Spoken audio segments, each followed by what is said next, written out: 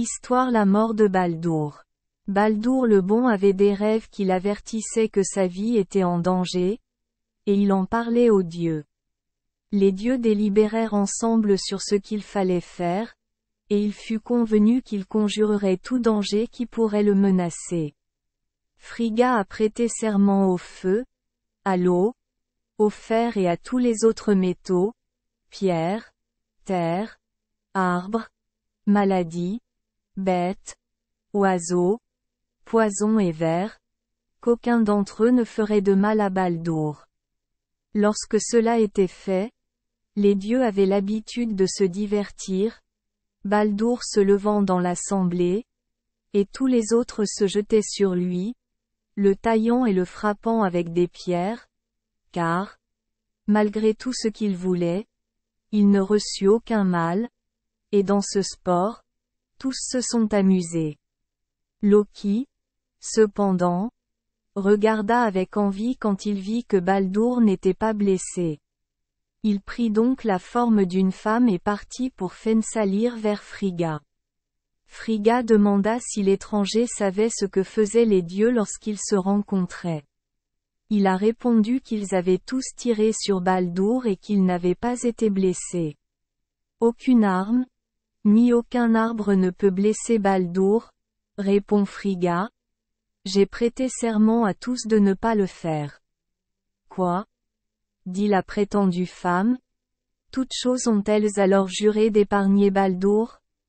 Il n'y a qu'une seule petite brindille qui pousse à l'est du Valhalla, et qui s'appelle le gui. Je n'en ai pas prêté serment, car elle me semblait trop jeune et trop faible pour faire du mal. Puis l'étrange femme partit, et Loki ayant trouvé le gui, le coupa et se rendit à l'assemblée. Là, il trouva Odur debout, seul, car il était aveugle. Alors Loki lui dit, « Pourquoi ne lances-tu pas Baldur? Parce que, dit-il, je suis aveugle et je ne peux pas le voir, et d'ailleurs je n'ai rien à jeter. Faites comme les autres, dit Loki, et honorez Baldur comme les autres. Je dirigerai votre objectif. Lancez-lui ce trait. » Odur prit le gui et, sous les ordres de Loki, visa Baldur. Le but était bon. Le puits le transperça et Baldur tomba mort sur la terre.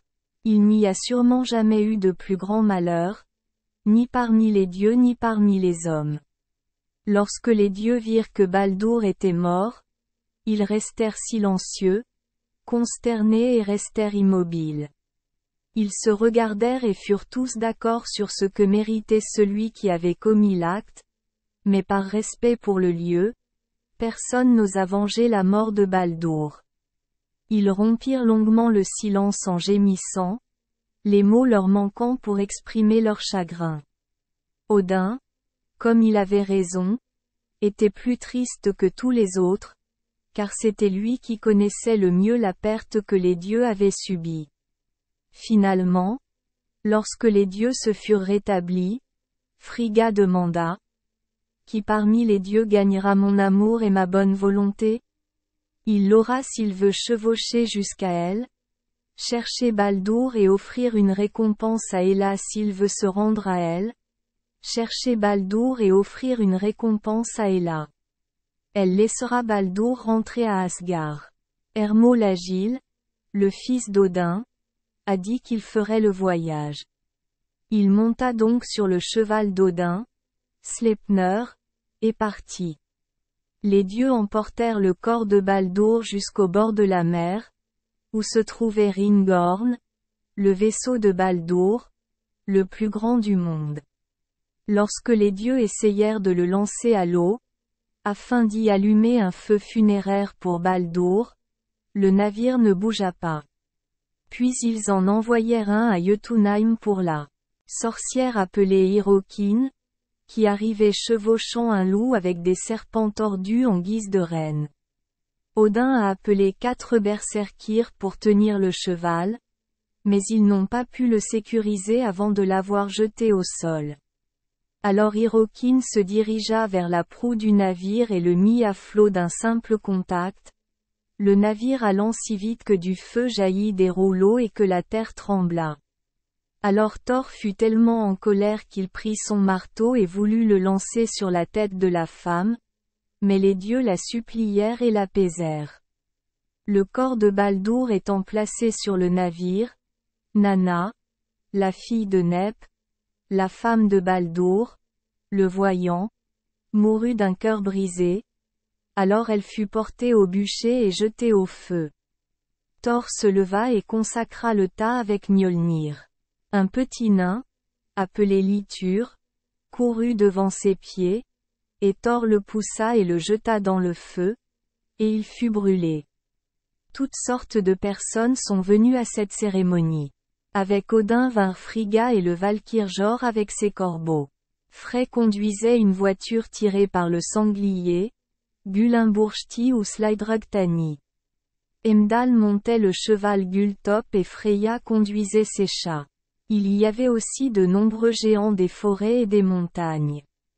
Sur le tas, Odin posa l'anneau d'or appelé Draupnir, lui donnant la propriété de produire 8 anneaux de poids égal toutes les 9 nuits.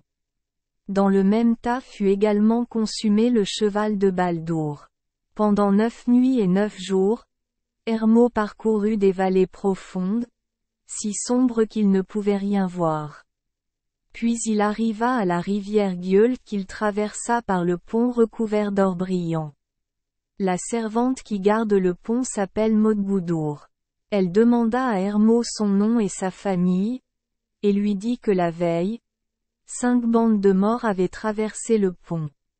Ils n'ont pas fait sonner mon pont comme vous, et vous n'avez pas l'atteinte des morts. Pourquoi vous chevauchez-vous ainsi sur le chemin de Elle? Il dit. Je me rends à elle pour trouver Baldur. L'avez-vous vu en route vers cet endroit? Baldur, répondit-elle, a traversé le pont, mais le chemin vers elle est en contrebas, au nord. Hermod poursuivit son chemin jusqu'à l'entrée de Elle, qui était gardée par une grille. Il descendit de cheval, regarda les sangles de sa selle, monta à cheval et, enfonçant ses éperons dans le cheval, franchit facilement la grille. Puis il se dirigea vers la salle et, descendant de cheval, y entra. Là, il vit son frère Baldur, assis en premier lieu, et là Hermod s'arrêta la nuit. Le matin, il vit Hela et la supplia de laisser Baldur rentrer chez lui avec lui, lui disant combien les dieux avaient affligé sa mort. Hela lui dit qu'elle vérifierait s'il était vrai que Baldur était tant aimé. Si, dit elle, tout pleure sur lui, alors il retournera vers les dieux, mais si quelqu'un parle contre lui ou refuse de pleurer, alors il restera en elle. Alors Hermod se leva pour partir, et Baldur, le conduisant hors de la salle, lui donna l'anneau, Draupnir, qu'il souhaitait qu'Odin ait en souvenir. Nanna a également envoyé un cadeau à Frigga et une bague à Fula. Hermod revint à cheval et, arrivant à Asgard, raconta tout ce qu'il avait vu et entendu. Ensuite, les dieux envoyèrent des messagers dans le monde entier pour tenter de ramener Baldur en pleurant. Tous pleuraient, hommes et êtres vivants, terre, pierre, arbres et métaux, tous pleurant comme ils le font lorsqu'ils sont soumis à la chaleur après le gel. Puis les messagers revinrent, pensant avoir bien fait leur mission. En chemin, ils arrivèrent à une grotte où était assise une sorcière nommée Tocht. Les messagers l'ont prié d'aider à faire sortir Baldur de elle en pleurant. Je pleurerai des larmes sèches, répondit-elle, sur le bûcher de Baldur. Quel gain me rapporte le Fils de l'homme, qu'il soit vivant ou mort?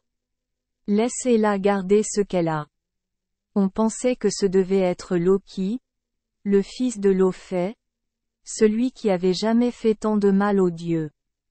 Merci les enfants des Esperluette Croisillon 39. Avoir écouté des contes de fées au jour Esperluette Croisillon 39. 8. Espérons que les histoires apporteront aux enfants des moments heureux et significatifs. Si vous aimez notre chaîne, veuillez appuyer sur le bouton S Esperluette Croisillon 39. Abonner, pour ne manquer aucune histoire intéressante. Je vous souhaite une bonne nuit de sommeil et de beaux rêves. Rendez-vous dans la prochaine histoire.